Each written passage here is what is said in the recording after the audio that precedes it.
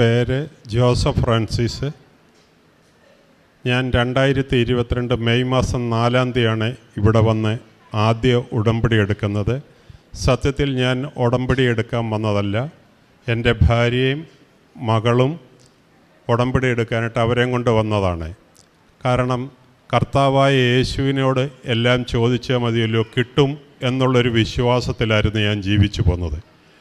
ഇവിടെ വന്നു കഴിഞ്ഞ് എൻ്റെ ഭാര്യ നേരത്തെ ഒരു ഓപ്പറേഷൻ കഴിഞ്ഞിരിക്കുന്നതിനാൽ നല്ല തിരക്കുമായിരുന്നു. അവിടെ നിൽക്കാനും ഇരിക്കാനൊക്കെ ബുദ്ധിമുട്ടായതുകൊണ്ട് ഞാൻ ഉടമ്പടി എടുത്തോളം നിനക്ക് വേണ്ടിയെന്നും പറഞ്ഞ് ഞാൻ എൻ്റെ പേരെഴുതി, അവിടെ പകുതി പേരെഴുതി റോസമ്മയെന്ന് എഴുതിയിട്ട് വെട്ടി ഞാൻ എൻ്റെ പേരെഴുതി ഉടമ്പടി എടുത്തു.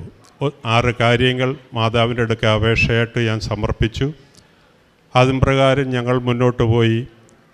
അതിലാദ്യത്തെ കാര്യം എന്ന് പറയുന്നത്, എൻ്റെ മകളുടെ ഭർത്താവ് UK ജോലിക്ക് വേണ്ടി ചെന്നു. അവിടുത്തെ ഒരു പരീക്ഷയും കൂടെ പാസ്സാകണം, എങ്കിൽ മാത്രമേ ജോലി ലഭിക്കത്തുള്ളൂ. അതായിരുന്നു ഞാൻ ആദ്യമേ എഴുതിയത്. ആ പരീക്ഷയിൽ പാസ്സായി UK ഗവൺമെൻറ് സർവീസ് തന്നെ എൻ്റെ മകളുടെ ഭർത്താവിന് ജോലി കിട്ടി. കൂടാതെ രണ്ടാമതായിട്ട് എഴുതിയിരിക്കുന്നത്, എൻ്റെ മകൾക്കും കുട്ടികൾക്കും കൂടെ ഭർത്താവിൻ്റെ അടുത്തേക്ക് ചെല്ലാൻ അനുവദിക്കണമെന്നായിരുന്നു. കാരണം ഒത്തിരി തടസ്സങ്ങൾ അവർക്ക് നേരിട്ടു.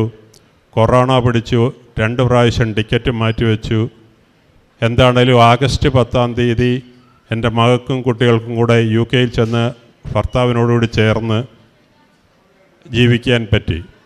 മൂന്നാമത്തെ കാര്യം, ഞാനിവിടെ ഉടമ്പടി എടുത്തപ്പോൾ എൻ്റെ അഡ്രസ്സ് കൊടുത്തിരുന്നത് ജോസഫ് ഫ്രാൻസിസ്, പാലത്തുങ്കൽ, തുരുത്തി PO, ചങ്ങനാശ്ശേരി എന്നായിരുന്നു.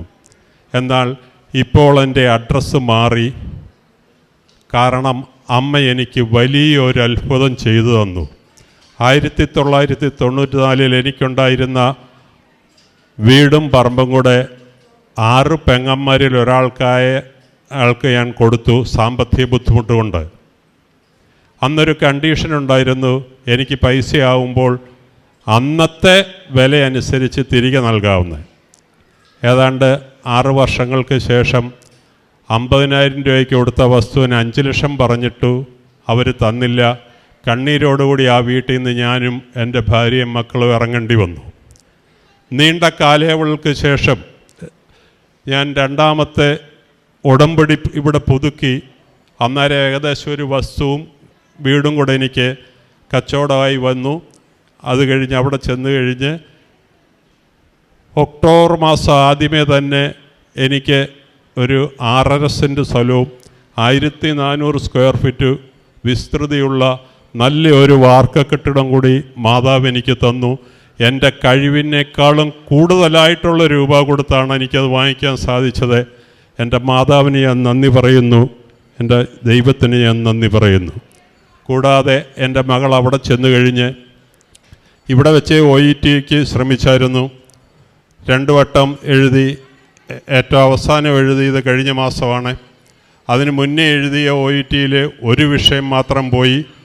ഇതുകൂടെ എഴുതി കിട്ടുവാണെങ്കിൽ, ആ പോയ വിഷയം കിട്ടുവാണെങ്കിൽ ഇത് 2 കൂടെ ക്ലബ് ചെയ്യാമെന്നുള്ള വിശ്വാസത്തിൽ അവൾ വീണ്ടും എഴുതി. ഞങ്ങൾ നിരന്തരം പ്രാർത്ഥിച്ചു കൊണ്ടിരുന്നു. കാരണം 2 പേർക്കൂടെ ജോലി ഉണ്ടെങ്കിലേ അവിടെ പിടിച്ചു നിൽക്കാൻ സാധിക്കത്തുള്ളൂ.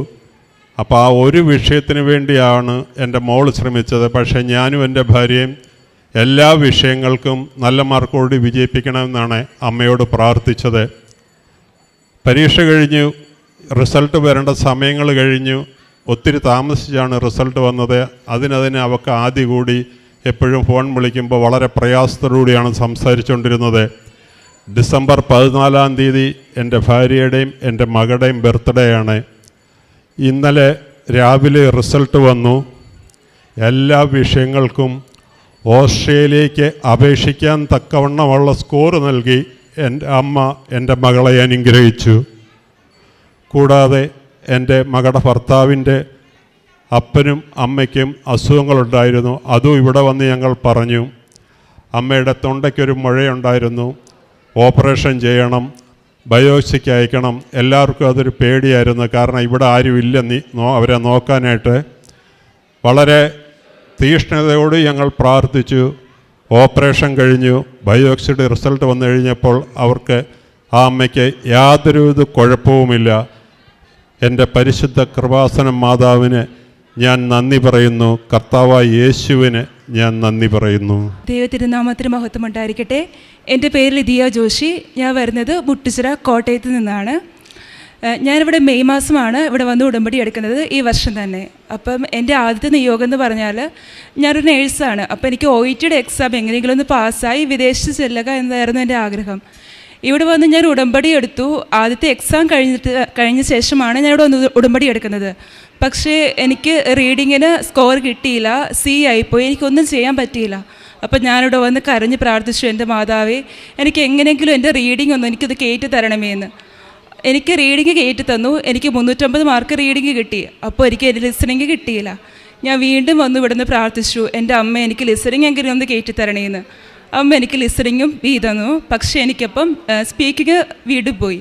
അപ്പോൾ ഈ സ്പീക്കിങ് എനിക്ക് 2 തവണ 340 മാർക്കായിരുന്നു. അപ്പോൾ ഞാനത് റീവാലുവേഷൻ കൊടുത്തിട്ടും എനിക്ക് 340 തന്നെ. ഞാൻ മൂന്നാമതിവിടെ വന്ന് പ്രാർത്ഥിച്ചു, എൻ്റെ അമ്മയെ എനിക്ക് സ്പീക്കിങ് എങ്കിലും ഒന്ന് കയറ്റി തരണേന്ന്. അപ്പോൾ എനിക്ക് സ്പീക്കിങ് 340 എന്നുള്ളത് 350 കയറി. അപ്പോൾ കിട്ടിയിരുന്ന വിഷയം എനിക്ക് വീണ്ടും താന്നു. അപ്പോൾ ഞാൻ വീണ്ടും വന്നു, ഇവിടെ ഉടമ്പടി പുതുക്കി കഴിഞ്ഞ് ഓഗസ്റ്റ് മാസത്തിലാണ് ഉടമ്പടി പുതുക്കുന്നത്. പുതുക്കി കഴിഞ്ഞപ്പോൾ ഇവിടുത്തെ സാറ് പറഞ്ഞു, നിങ്ങൾക്ക് നിയോഗങ്ങളെല്ലാം കിട്ടിയോ, നിങ്ങൾ ചെയ്യുന്ന കാര്യങ്ങളെല്ലാം നന്നായിട്ട് ചെയ്യുന്നുണ്ടോ എന്ന്. അപ്പോഴും ഞാൻ ഓർത്ത്, എനിക്ക് പത്രം കിട്ടുന്നുണ്ട്, പക്ഷെ ഞാനത് ഞാനായിട്ട് കൊടുക്കുന്നില്ല. ഞാൻ എൻ്റെ പപ്പാടെ കൊടുക്കുന്നു, പപ്പ പത്രം എല്ലാവർക്കും കൊടുക്കുന്നു. പള്ളിയിൽ സാധിക്കുന്ന ദിവസങ്ങളിൽ പോകുമെന്ന് പറഞ്ഞാലും എല്ലാ ദിവസവും ഞാൻ പോകത്തില്ല, കുമ്പസാരവും മുടക്കിയിട്ടുണ്ട്. അപ്പോൾ ഞാൻ ഈ ഉടമ്പടി പുതുക്കി കഴിഞ്ഞിട്ട് ഞാൻ എല്ലാ കാര്യങ്ങളും കറക്റ്റായിട്ട് തന്നെ ചെയ്യാൻ ശ്രമിച്ചു. പത്രവും ഞാൻ തന്നെ എല്ലാവർക്കും വഴികളിലൂടെ നടന്ന് ഞാൻ എല്ലാവർക്കും തന്നെ പത്രം കൊടുത്തു. ഞാൻ എന്നും പരിശുദ്ധ കുർബാനയിൽ പങ്കെടുത്തു. 2 ആഴ്ച കൂടുമ്പോൾ ഞാൻ കുമ്പസാരിക്കാൻ തുടങ്ങി. പക്ഷേ ഞാൻ 5ാമത്തെ തവണയാണ് അവസാനമായി ഞാൻ OET എഴുതുന്നത്. അതിൻ്റെ ലാസ്റ്റ് അറ്റംപ്റ്റ് കൂടി. അപ്പം എൻ്റെ ക്ലബിംഗ് സ്കോർ തീരും. ഞാൻ പുതുക്കി കഴിഞ്ഞിട്ട് ഞാൻ വീണ്ടും പ്രാർത്ഥിച്ചു, അമ്മേ, ഞാൻ ഇനി പഠിക്കാൻ നിൽക്കുന്നില്ല. എന്തോരം പഠിച്ചിട്ടുണ്ടെന്ന് അമ്മയ്ക്ക് അറിയാമല്ലോ. ഇനി ഇത് കൂടുതൽ പഠിക്കാൻ എന്നെക്കൊണ്ട് പറ്റത്തില്ല. ഞാൻ ഇനി പ്രാർത്ഥിക്കുക മാത്രമേ അമ്മ ചെയ്യുന്നുള്ളൂ. ഞാൻ ഒരു 90% പ്രാർത്ഥിക്കുമായിരുന്നു ആ എക്സാമിൻ്റെ സമയത്ത്. ദൈവം സഹായിച്ച 340 എന്നുള്ളത് 380 എനിക്ക് ലിസണിങ് ആണെങ്കിൽ 370 മാർക്കും റീഡിങ് 350 മാർക്കും റൈറ്റിംഗ് 300 മാർക്കോട് കൂടി അമ്മ UK സ്കോർ തന്നെ എന്നെ പാസ്സാക്കി. അതുപോലെ തന്നെ എനിക്ക് അതിൻ്റെ അടുത്ത മാസം ഇൻ്റർവ്യൂ ഉണ്ടായിരുന്നു. ഇൻ്റർവ്യൂ ഫസ്റ്റ് അറ്റംപ്റ്റിൽ തന്നെ ഞാൻ പാസ്സായി. എനിക്ക് അവിടെ നിന്ന് ഓഫർ ലെറ്റർ കിട്ടി. ഈ ഡിസംബർ 6-ാം തീയതി എൻ്റെ CBTയുടെ എക്സാം ആയിരുന്നു. അതിനും എനിക്ക് പഠിക്കാനുള്ള സമയമില്ലായിരുന്നു. ഞാൻ പറഞ്ഞു, അമ്മേ, ഞാൻ പഠിച്ചു കൊള്ളാം, പക്ഷേ അത് കൂടുതൽ ഞാൻ പ്രാർത്ഥിക്കുകയുള്ളൂ, എനിക്ക് വേറെ വഴിയൊന്നുമില്ല. എന്തായാലും ഞാൻ പരിശുദ്ധ കുർബാന ഞാൻ മുടക്കിയില്ല. എല്ലാ ദിവസവും രാവിലെ എഴുന്നേറ്റ് ഞാൻ പരിശുദ്ധ കുർബാനയിൽ പങ്കെടുത്തു. CBTയും ഞാൻ നല്ല മാർക്കോടെ ഫസ്റ്റ് അറ്റംപ്റ്റിൽ തന്നെ പാസ്സായി. 21-ാം തീയതിയിലേക്ക് എനിക്ക് ഓഫർ ലെറ്റർ വന്നിരിക്കുകയാണ്. പിന്നെ 2ാമത്തെ സാക്ഷി എന്ന് പറഞ്ഞാൽ എൻ്റെ അമ്മയ്ക്ക് വേണ്ടിയാണ് ഞാൻ എഴുതിയിട്ടതല്ല. എൻ്റെ അമ്മയ്ക്കാണെങ്കിൽ ബ്രസ്റ്റിലൊരു മുഴ പോലെ പെട്ടെന്ന് വന്നു. അതൊരു നെല്ലിക്ക വലുപ്പത്തിൽ. അപ്പം ഞാനൊരു നേഴ്സ്. അപ്പം ഞാൻ നോക്കിയപ്പം അത് നല്ലപോലെ ഉരുണ്ടാണ് കിടക്കുന്നത്. ഞാൻ അമ്മയോട് പേടിപ്പിച്ചൊന്നുമില്ല. ഞാൻ പറഞ്ഞു, അമ്മയെ കുഴപ്പമൊന്നുമില്ല, നമുക്ക് പ്രാർത്ഥിക്കാമെന്ന് പറഞ്ഞു. അമ്മ അത് എണ്ണ വെച്ചു, അമ്മ കുരിശ് വരച്ച് പ്രാർത്ഥിച്ചു കഴിഞ്ഞ് പിറ്റേ ദിവസം ഹോസ്പിറ്റലിൽ ചെന്നു. ഡോക്ടർ പറഞ്ഞു കുഴപ്പമൊന്നുമില്ല, അത് ഫ്ലൂയിഡ് അക്യുമുലേഷനാണ്. അതിൻ്റെ അന്ന് തന്നെ വൈകുന്നേരം എൻ്റെ അമ്മയുടെ ആ മുഴ അപ്രത്യക്ഷമായെന്നാണ്. അവിടെ ഒരു പാട് പോലും ഇല്ല. പിന്നെ ഞാൻ ഈ OETയുടെ എക്സാം എഴുതുന്ന സമയത്ത് ഞാൻ കാശുരൂപം എൻ്റെ ക്വസ്റ്റ്യൻ പേപ്പറിലും ആൻസർ ഷീറ്റിലും ഞാൻ വെച്ച് പ്രാർത്ഥിച്ച് കമന്നും കിടന്ന് ഞാൻ പ്രാർത്ഥിച്ചു. അപ്പോൾ എക്സാം കഴിഞ്ഞപ്പോൾ എന്നോട് എല്ലാവരും ചോദിച്ചു, നീ കൃപാസനത്തിൽ പോകുന്ന കുട്ടിയാണോ? ഈ കാശുരൂപം വെച്ച് പ്രാർത്ഥിക്കുന്ന കണ്ടിട്ട് ഞങ്ങൾക്ക് തോന്നി, അതുകൊണ്ട് ചോദിച്ചതാണ്. ഞാൻ പറഞ്ഞു, അതെ, ഞാൻ കൃപാസനത്തിൽ പോകുന്നൊരു കുട്ടിയാണ്. അത് കഴിഞ്ഞിട്ട് ഞാൻ പത്രം കൊടുക്കുമ്പോൾ ഇപ്പം ഞാൻ ഹോസ്പിറ്റലിൽ ചെല്ലുമ്പോൾ എല്ലാവരും പറയുന്നത് ഞാൻ കൃപാസനത്തിലൊരു സാക്ഷിയാണ്, എനിക്ക് കൃപാസനത്തിലെ സാക്ഷിയായ ഒരു കുട്ടിയാണ്. എനിക്ക് നിങ്ങൾ നമ്പർ തരുമോ? എനിക്ക് കൃപാസനത്തിൽ അറിയത്തില്ല, ഞാൻ കേട്ടിട്ടുള്ളൂ, ഞാൻ പോയിട്ടില്ല, എനിക്ക് പോകാനുള്ള വഴി പറഞ്ഞു തരുമോ? ഒത്തിരി ആൾക്കാരുടെ അടുക്ക് വന്ന് ചോദിച്ചിട്ടുമുണ്ട്. ഇവിടെ ഒത്തിരി പേര് വന്ന് പറഞ്ഞിട്ടുമുണ്ട്. പിന്നെ 3ാമത്തെ കാര്യം എന്ന് പറഞ്ഞാൽ എൻ്റെ അനിയത്തിയും അനിയത്തിയുടെ കൂട്ടുകാരിക്ക് 2 പേർക്കിന് വേണ്ടിയാണ് ഈ സാക്ഷി എഴുതിയത്. അവർ 2 പേരും +2-ന് 98% മാർക്കോടെ പാസ്സാകുകയും 2 പേർക്ക് നല്ലൊരു കോളേജിൽ അഡ്മിഷൻ ലഭിക്കുകയും ചെയ്തു. ഇത്രയും ഉപകാരം തന്ന എൻ്റെ പരിശുദ്ധ അമ്മ ദൈവമാതാവിന് 1000 നന്ദി പറയുന്നു.